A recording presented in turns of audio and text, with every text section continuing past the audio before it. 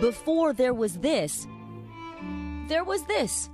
John Lam was just 4 when teachers in California offered him free ballet lessons. I would go to dance and yes, I would be made fun of at school, but I knew that there was something bigger.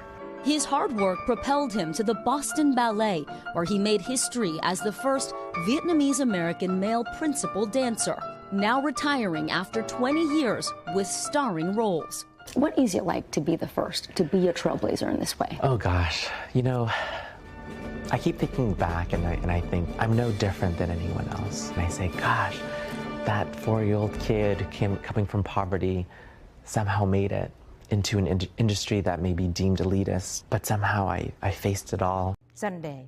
His parents, Mai and Hao, came to America in the 80s as part of a wave of Vietnamese boat refugees. His father still works 7 days a week. This was his parents' first time seeing John perform in Boston. I really appreciate everybody. They help my boy. It's been my home for 20 years. Lam says he still has more to accomplish with a memoir and his nonprofit, Lam Dance Works. What advice would you offer to the next generation? To keep that fire burning bright and bright, to not let go of what you believe in.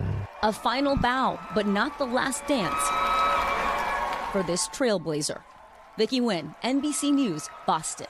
Thanks for watching. Stay updated about breaking news and top stories on the NBC News app or follow us on social media.